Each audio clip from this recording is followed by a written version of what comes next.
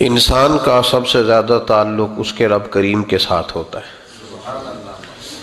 اللہ تبارک و تعالیٰ کی طرف سے اسے نعمتیں ملتی ہیں، رب کریم کی طرف سے اس پر عطائیں ہوتی ہیں۔ اللہ کی طرف سے وہ آیا ہے اور واپس اللہ ہی کی طرف لوٹ جائے گا۔ ابتدا بھی مالک کریم کی ذات ہے اور انتہا بھی اسی رب کریم کی ذات ہے۔ انسان دنیا میں جتنے بھی پیچ و تاب کرتا ہے، جتنی بھی دنیا داری کرتا ہے اور جتنے بھی معاملات میں وہ وقت گزارتا ہے، وہ سارے عارضی ہیں، وقتی ہیں، اور بہت ساری چیزیں تو صرف اور صرف دھوکہ ہیں اور دھوکے کے سوا کچھ بھی نہیں۔ اگر اس کا یہ ذہن بن جائے کہ میں نے اپنے تعلقات کو، اپنے معاملات کو اپنے رب کے ساتھ صحیح رکھنا ہے، تو جب اللہ کے ساتھ اس کے معاملات ٹھیک ہوتے ہیں تو بندوں کے ساتھ خود بخود ہی ٹھیک ہو جاتے ہیں۔ اگر خشیت الہی پیدا ہوتی ہے، خوف خدا اسے نصیب ہو جاتا ہے، اور اگر اللہ تبارک و تعالیٰ کا قرب اسے میسر آتا ہے، اس رستے کا یہ سفر شروع کر دیتا ہے، تو بندوں کے ساتھ تو معاملات ویسے ٹھیک ہو جاتے ہیں۔ اس لیے کہ جب اللہ سے ڈرے گا، نہ دھوکہ کرے گا، نہ فریب کرے گا، نہ جھوٹ بولے گا، نہ کسی شخص کے ساتھ بددیانتی کرے گا، جب اللہ کے ساتھ اس کا تعلق ٹھیک رہے گا، اور جب یہ اپنے آپ کو آزاد سمجھے گا نا کہ میں ہوں اور میں ہی ہوں اور میں نے ہی چلنا ہے، تو پھر یہ اپنی مرضی سے معاملات کو چلائے گا تو خرابی پیدا ہوگی۔ اللہ تبارک و تعالیٰ کے ساتھ انسان کا جو رشتہ ہے، اس میں انسان کی کچھ کمزوریاں آڑے آتی ہیں، گناہ ہو جاتے ہیں، غلطیاں ہو جاتی ہیں۔ ان غلطیوں کے بعد اپنے رب کریم کے ساتھ اپنے تعلق کو مضبوط کرنے کے لیے اللہ رسول نے جو ہمیں وظیفہ دیا اس کو استغفار کہتے ہیں۔ استغفار ویسے اس کا لغوی معنی تو ڈھانپنا ہوتا ہے، یہ غفر سے بنا ہے، لیکن اس کے اصطلاحی معنی یہ ہے کہ جو گناہ انسان سے ماضی میں ہو جائیں ان سے معافی چاہنے کا نام استغفار ہے۔ کچھ لوگ توبہ اور استغفار کا لفظ اکٹھا بولتے ہیں، لیکن توبہ کا معنی ہوتا ہے آئندہ گناہ نہ کرنے کا وعدہ کرنا، اور استغفار کا معنی ہوتا ہے پچھلے گناہوں سے اللہ کے حضور معافی مانگنا۔ اگرچہ مفہوم کے لحاظ سے یہ ہم معنی ہی بنتے ہیں، لیکن ان کا جو اصطلاحی مفہوم ہے وہ یہ ہے کہ جب آپ پچھلے گناہوں سے معافی مانگ رہے ہوتے ہیں تو اس کو استغفار کہتے ہیں۔ اللہ تعالیٰ نے اس استغفار کو بڑا پسند فرمایا، بڑا پسند فرمایا، اور یہ استغفار کے جملے مالی کو اتنے پسند آئے کہ اللہ نے نبی پاک علیہ السلام کو بھی حکم دیا، کہا محبوب آپ بھی میری بارگاہ میں استغفار کریں۔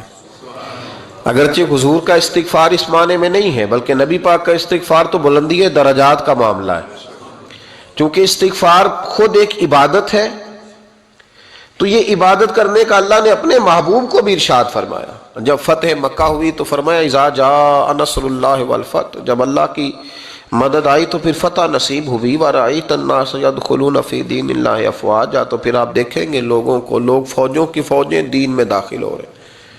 لوگ پہلے ایک ایک دو دو کر کے آیا کرتے تھے، تو اب فوجوں کی فوجیں آ رہی ہیں، تو یا اللہ ہم کیا کریں؟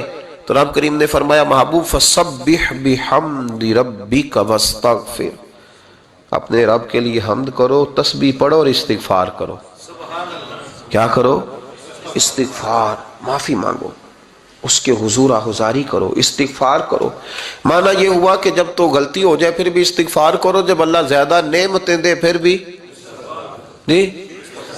بھی استغفار کرو۔ ہمارے ہاں یہ ہوتا ہے کہ جب تو کوئی نقصان ہوتا ہے تو وہ اللہ کی طرف سے ہوتا ہے، نقصان ہو جائے تو کہتے ہیں اللہ کی مرضی تھی، اور فائدہ ہو جائے تو کہتے ہیں میں نے محنت ہی بڑی کی تھی، میری جدوجہد بڑی تھی۔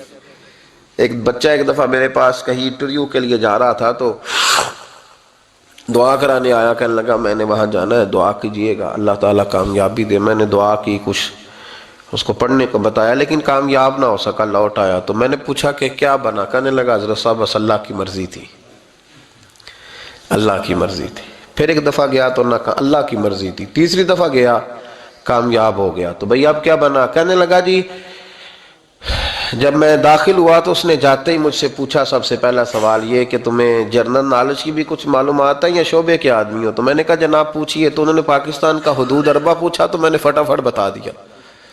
پھر انہوں نے مجھ سے پوچھا کہ یہ جو مینار پاکستان ہے اس کی تجویز کس شخص نے دی تھی تو میں نے فٹافٹ اس کا بھی نام بتا دیا. پھر شارٹ ہینڈ کے 1-2 سوالات اس نے کیے تو وہ بھی میں نے بتا دیے تو الحمدللہ کامیاب ہو گیا. میں نے کہا بیٹے جب تو ناکام ہوا تھا تو اللہ کی مرضی تھی، اور کامیاب ہوا ہے تو میں لگا دیے. اب اللہ کی مرضی کدھر گئی؟ یہ اتنا بڑا نقص ہے انسانی فطرت کا، اتنی بڑی کمزوری ہے کہ معاذ اللہ تعالی ہم کمزوریاں قدرت کے کھاتے میں ڈال دیتے ہیں، اور ناکامیاں قدرت کے کھاتے میں اور کامیابیاں.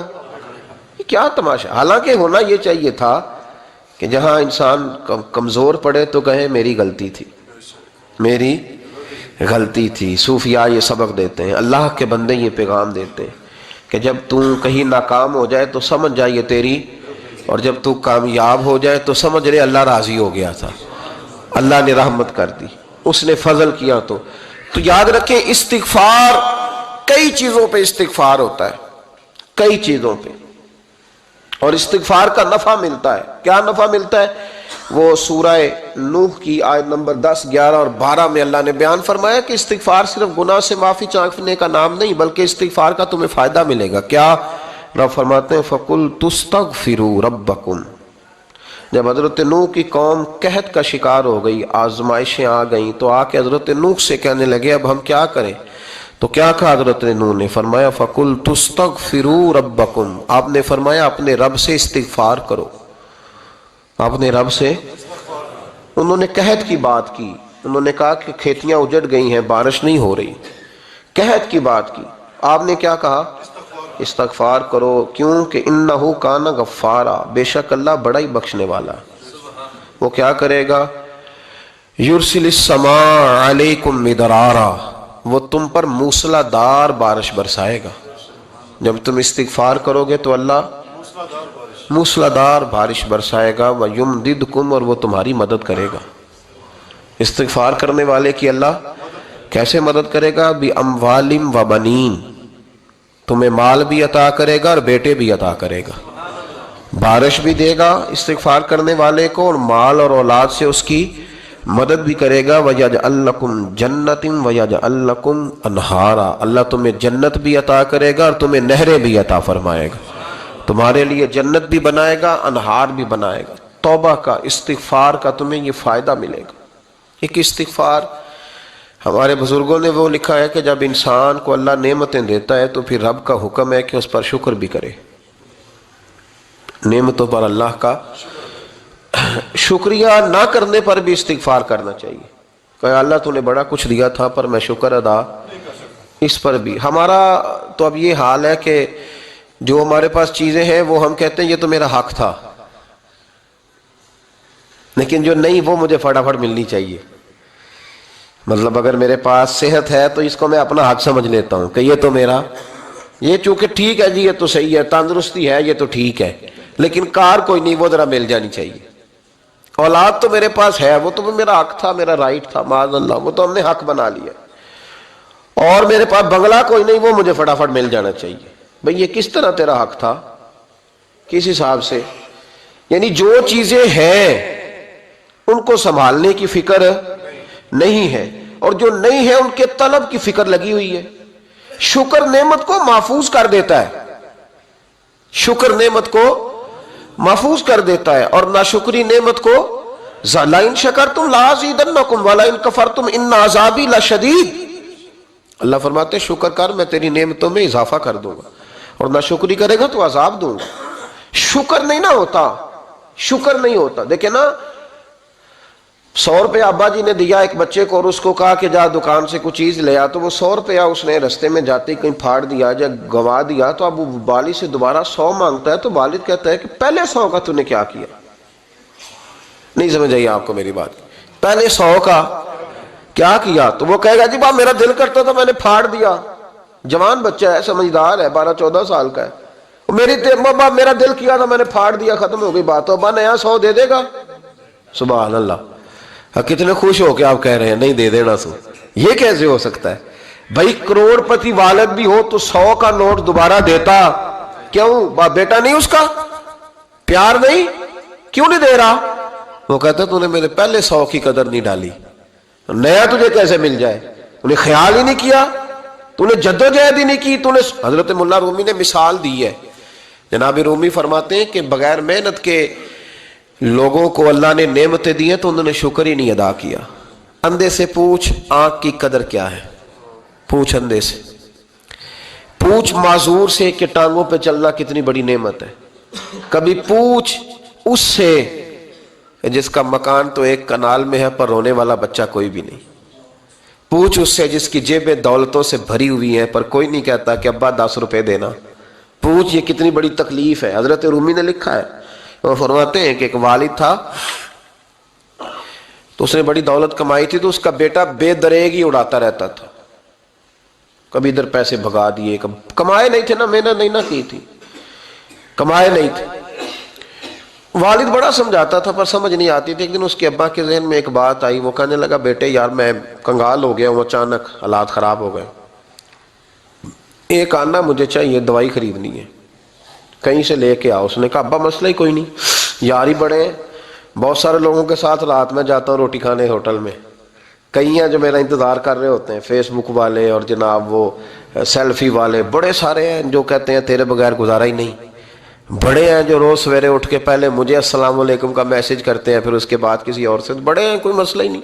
ایک کے پاس گیا، ایک آنا چاہیے، اس نے دے دیا، لا کے ابا کو دیا. تو ابا گھر کے اندر جو امیر لوگ ہوتے تھے گھر میں کنواں کھدوا لیتے تھے. ابا کنویں کے کنارے بیٹھا تھا، جب بیٹے نے آنا لا کے رکھا تو اس نے پانی میں پھینک دیا.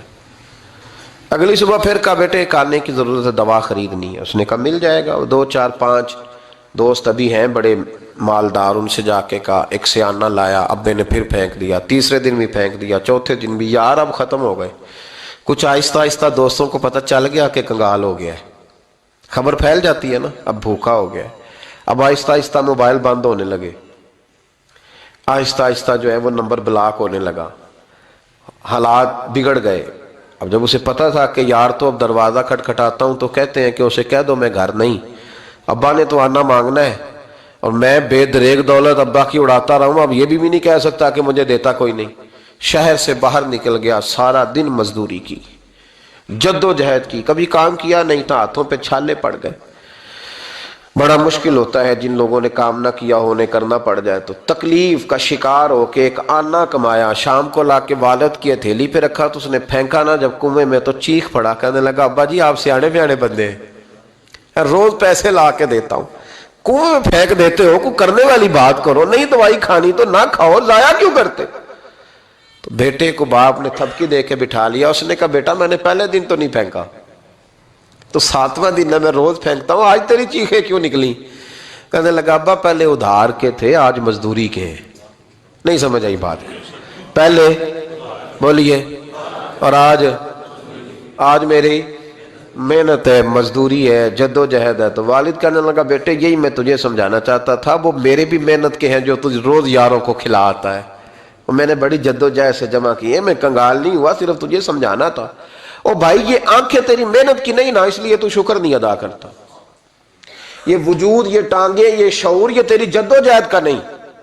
جو عقل کی دولت اللہ نے دی ہے نا، یہ تیری محنت کی نہیں. اگر محنت کی ہوتی تو سجدے میں پڑا رہتا، تو خیال کرتا. اللہ نے آنکھیں دی ہے قرآن دیکھنے کے لیے، جب کوئی کسی گندی چیز کو دیکھتا ہے تو ناشکری کرتا ہے، جب غلط طرف اٹھاتا ہے یہ چیزیں تو ناشکری کرتا ہے. صاحبو یاد رکھنا اور اس پر ضرور غور کرنا کہ جب نعمتوں کا شکر ادا نہ کیا جائے تو پھر ہمیں استغفار کا حکم دیا گیا ہے. پھر کیا کرنا ہے ہم نے؟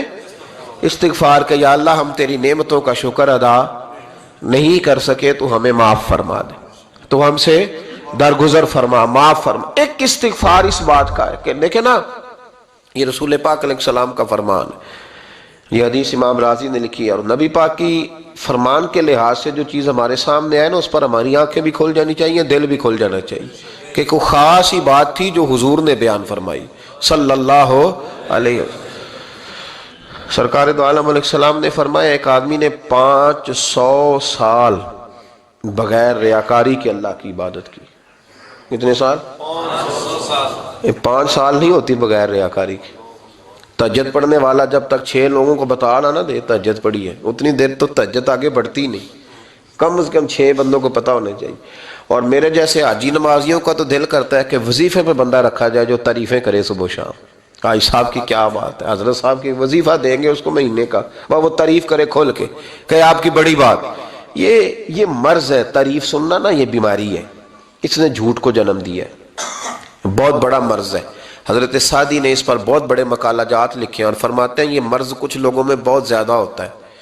ایک امیروں میں، امیر لوگ ناراض نہ ہو جائیں پر انہوں نے کہا ہے تو کوئی حکمت ہوگی نا، امیروں میں تعریف سننے کا مرض بہت زیادہ ہوتا ہے۔ فرماتے ہیں ایک بادشاہوں میں اور تیسرا عورتوں میں، ان میں یہ بیماری بہت زیادہ ہوتی ہے۔ کوئی تعریف نہ کرے تو خود اپنی کرنی شروع کر دیتے ہیں، خود ہی کہہ دیتے ہیں کہ کیا بات سی، میرے ابا جی تے وہ تے 100 حال چلدا سی تے 150 بندہ ٹکر کر، ابا جی دی چھڈ تو دس تیرے کنے چل دے، تیرے کو کنے بندے روٹی کھاندے، اپنی بات کرنا۔ اقبال کہتے تھے تو وہ آبا تمہارے ہی مگر تم کیا ہو، ہاتھ پہ ہاتھ درے منتظر فرداؤ، ابا جی کی دادا جی کے چھوڑ اپنی کر، ہمیں تو تیرا پتہ ہے تو اپنی بات کر، تیرے اندر بھی کوئی چیز ہے کہ نہیں۔ ابا دادا تو سب کے بڑے ہیں، حضرت آدم کی اولاد ہے تو حضرت آدم نبی تھے، تو باپ دادا تو سب کے بڑے بڑے ہی ہیں، بات یہ ہے کہ اپنی بات کرنی چاہیے نا۔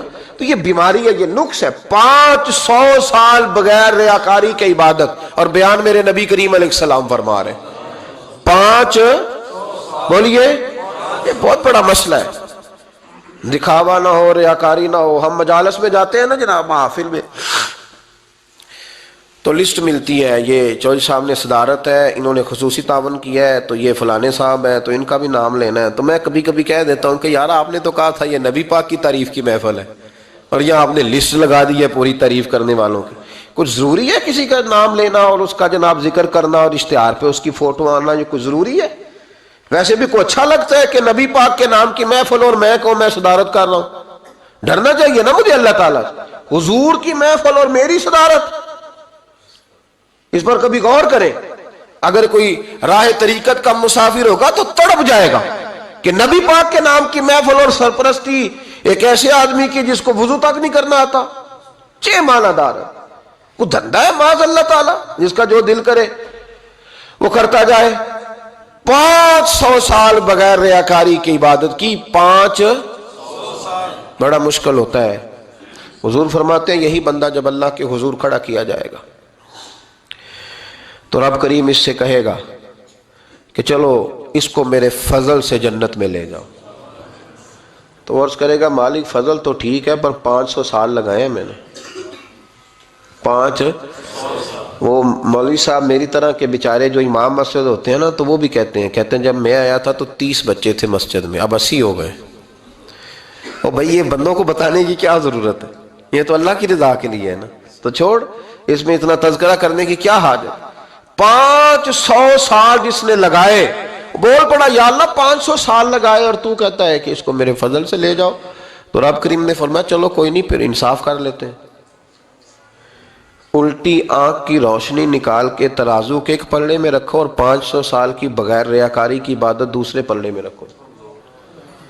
کبھی اس مریض سے پوچھنا جس کو ڈاکٹر کہہ دیتا ہے کہ تیری آنکھ کا علاج نہیں ہو سکتا، بے بس ہوتے ہیں ڈاکٹر، جواب دے جاتا ہے شعور۔ پوچھ کبھی اس شخص سے، کو کہتے ہیں بس جناب اب آپ اپنی آنکھیں موجود ہونے کے باوجود آپ دیکھ نہیں سکتے، اتنی موٹی آنکھ لگی ہوئی ہے، لیکن روشنی اللہ چاہے تو دیتا ہے، نہ چاہے تو نہیں دیتا۔ 5 ایک آنکھ کی روشنی ایک پلڑے میں رکھ لو اور دوسرے میں 500 سال کی عبادت رکھ دی، اللہ اکبر۔ تو رب کریم نے فرمایا اب تولو، جب تولی تو وہ عبادت تھوڑی تھی اور ایک نعمت زیادہ تھی۔ اللہ نے فرمایا یہ تو بھائی اس کو تو 500 سال دیے تھے، یہ تو ایک نعمت کا شکر نہیں ادا کر سکا، پکڑو اس کو دوزخ میں ڈالو۔ ایک کر کے کیا آیا ہے، پکڑو جہنم میں ڈالو، اس کو لے چلو۔ ترمذی شریف کے لفظ ہے، نبی پاک نے ہمیں سمجھایا اور ایک جملے میں ساری بات ختم کر دی۔ حضور فرمانے لگے تو اللہ کی تھوڑے دیے ہوئے رزق پہ راضی ہو جا، وہ بھی تیری تھوڑی عبادت سے راضی ہو جائے گا۔